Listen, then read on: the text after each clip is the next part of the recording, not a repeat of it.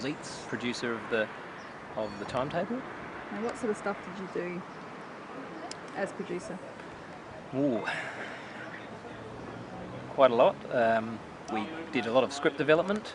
I worked with Brad. I've been working with Brad for about 8 weeks on script development and just fine-tuning, working out our shots. Brad did most of the shot list, but yeah, I suppose working out locations for catering and green room area, working out the location of Alberton train station here, and getting permissions, and for also the other side on Sussex Street for the council to give us permission, casting, working with the casting agents, and food. Oh, lots of food. Oh, I don't know whether you've seen yet, but we got a lot of food. Villies helped us out with food, and IGA helped us out with food. IGA were fantastic. They gave us so much food and drinks, so really excellent support. What are your thoughts on the cast and crew that you have for this movie? Oh, we have the best cast and crew on this movie. They're absolutely fantastic. Yesterday we had an excellent skinhead gang. They were intimidating to talk to, just even though you knew they were all actors, but they were a really fantastic group.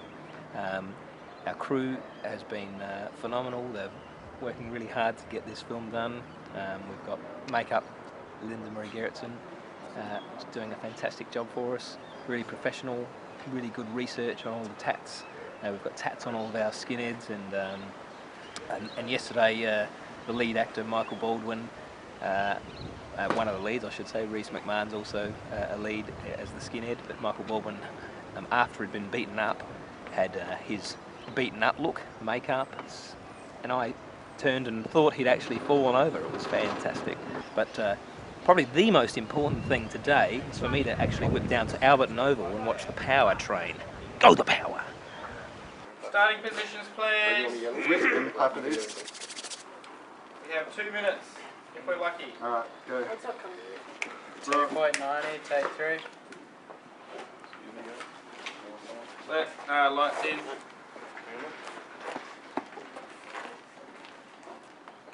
Protect camera and action. You can never change me!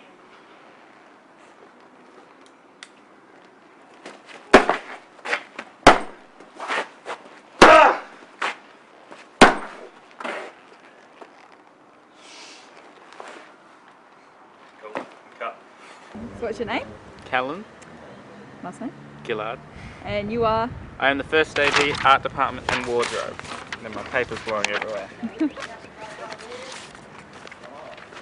It is my job to, first AD, pretty much to be the schedule Nazi and make sure all the shots are prepared and ready to go and that we're following a good time. Wardrobe speaks for itself, and art department's responsible for wardrobe and props. Hi, I'm Michael, and I am camera operator for the timetable film. What do you do as your role? Well, I have to look after this, which is a pretty expensive piece of equipment. I listen to the director and find out what shots he wants, and I have to,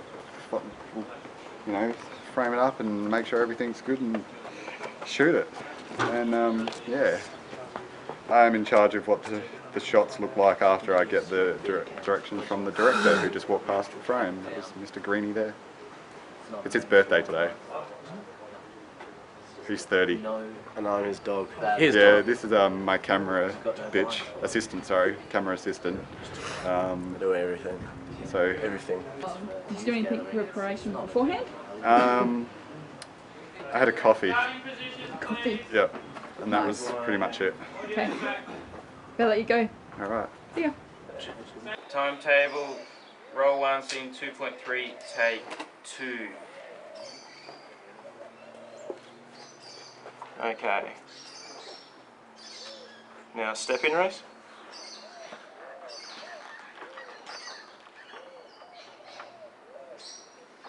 Okay. Alright, Michael, we'll grab you to get you to just pick up the wallet now if you can.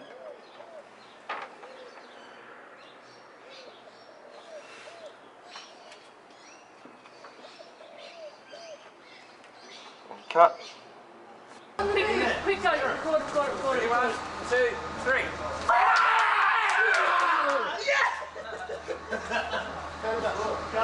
I'm doing gaffer work, which involves a lot of adjusting, seemingly, and I've got a lot of gear thanks to Roberto, who lent me a bunch of his stuff. Got a nice HMI light which we're using, which helps to simulate sunlight and all that. And I thought doing lighting on this film was going to be really easy, actually, because it's outdoors, but trying to get constant sunlight is proving to be challenging. It's fun though, but it's just a lot of thinking and adjusting and trying to make sure everything looks right. And trying not to break any of the gear, which I don't own. But that's good fun. Haven't burnt my fingers yet, so that's not too bad either. And I got a cool hat. Hey, roll camera.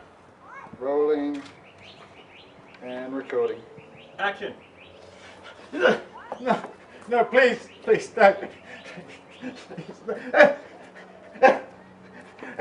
Bigger.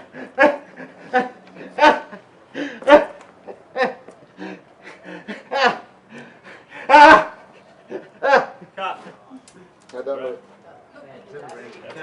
Hi, I'm Lauren Hansen. And what are you doing on this film? I'm a set dresser / wardrobe and props person. Which involves... Dressing the gang of skinheads. Yes, we made a sign that didn't get used. It was pretty depressing. Yeah. It took us about an hour. We put it up and then Michael goes, nah, it looks shit, so he pulled it down. So we weren't too happy about that because that took us about an hour. Yeah, dress the skinheads and just lighting cigarettes for the gang leader when he has to burn them and stuff. Yeah, that's about it.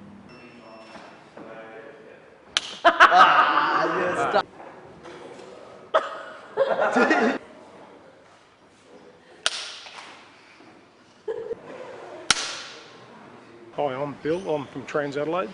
My job is a safe worker. I'm here to assisting you running a cable under the track. Basically, once you've done that, my job's done, and that's about it. We are crane operator. No, it's not crane operator. Crane assembler. Yep. Assembler. Yeah. Yeah, we're doing crane today. Crane. This big long stick. How long is it? About 60 meters. It's that long. That long. 60 meters?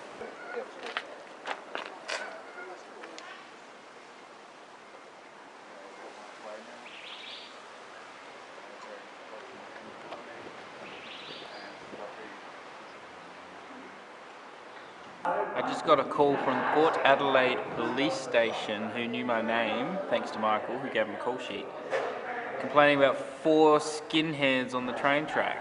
And I was like, no, they're actors. And they're like, we're just checking, but they sent some cops anyway. And it's all good. We've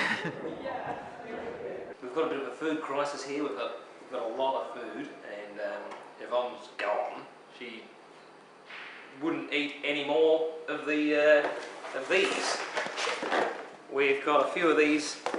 We've got lots of bread. Look at all this bread. Just so that you know, this is bread's. I reckon we're right with bread. It's just we've got cake here. This is cakes. These are cakes. That's cakes, jam rolls, cakes, coming out of our ears. Do you want to look in the fridge? Don't look in there. Look, we've hidden some in here. There. Oh, ow. Shit. That keeps breaking. Oh, butter. Look at all the butter. Look at this butter, will you? So, actually what I might do, maybe I'll ring Greg. We could take some butter back. But you said they can't take it back? No, once it leaves the grocery, you can't take it back. No, once it leaves the buttery. Is it the butter? I don't know, wherever they make butter. But yeah, we've got a lot of food, which is excellent. Thank you, IGA. And we've got a lot. I mean, there's a lot of food here. We've got a lot of meat as well. But yeah, That's all in there. Just show them. That's all in this white box here, see? If I move this out of the way, you see all the meat. Look at all that meat. It's extremely generous IGA and water. They said 100 bottles of water, but we've got, how many did we work it out? 398? Yeah. And cans of drink as well. Cans of drink. That was good. Yeah. No glad wrap. Yvonne wanted some glad wrap. But yeah, you can't eat that, can you? I'm Lynda Marie Gerritsen. And you're playing... A woman with the pram in the movie. You want to tell me about the movie and that sort of thing? Yeah, sure. I worked on Love You Mum last year, and this year Brad contacted me to see if I wanted to do the makeup for this film, and because it's about Nazis or skinheads, and it had tattoos, and I'd never really done tattoos before, I just thought it would be a good opportunity to do that. So yeah, I said I'd do it, and yeah, some of the research for the film was pretty funny. Especially I couldn't go onto any of the Nazi websites at work, so I had to do it all at home. Yeah, just working out how I was going to do the tattoos, doing stencils for the tattoos made it a lot easier to apply so that I could just do it quick. Yeah, so, and it's been good, like the tattoos look really good, I think. I'm really impressed with Rhys's bladed swastika on his neck. That turned out really well. I'm playing the skinhead on The Timetable. And can you tell us a bit about the character? The character obviously is a skinhead, and he's part of a contemporary neo-Nazi gang. Joined not necessarily because he's not a racist, just used to getting rejected and wanted a place to fit in, wanted to feel like he's part of something. Yeah, that's about it. I'm playing the Professor. Can you tell us a bit about your role? Professor in this film is he's waiting at a railway station, and he's a bit frustrated because the train's not coming on time, and he's retired, and he's getting a little bit old and a little bit cranky, and he's given to making misjudgments, so that when he's confronted by the skinhead, he tries in his rather clumsy way to be friendly, but once he starts to talk about himself, about his role as a lecturer at university, he tends to become a little bit pompous. The lecturing role takes over, and the way I kind of motivate that is that because he's retired, he no longer has that role, and so he's missing it. And he's got an audience, he's got a student, he's got a pupil. And as it turns out, the pupil knows things that the professor doesn't. So that's which leads to the kind of final confrontation, which is why I've got this makeup on. Saxon, my name. I think I'm Ambo 1 or Ambo 2, something like that. Brandan, Ambo 1 or 2 as well. We're not sure who's who, but we're Ambos. Ambos. Yeah, I'm Brendan Dodds. I'm playing one of the Ambos, and yeah, we're just trying to make the scene look good with the resources we got and the short amount of takes we got. Just trying to make it look half real. So he's a pretty good resource. He is an Ambo, which is pretty cool. 4 more shots.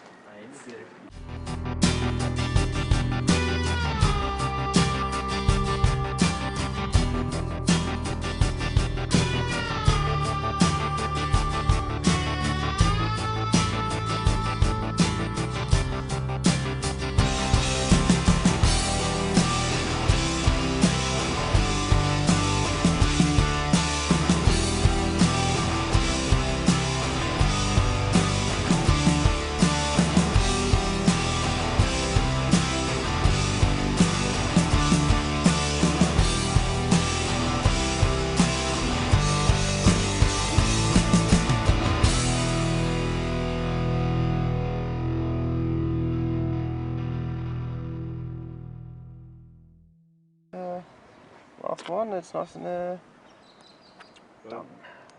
I can't play something breakdance. No, I've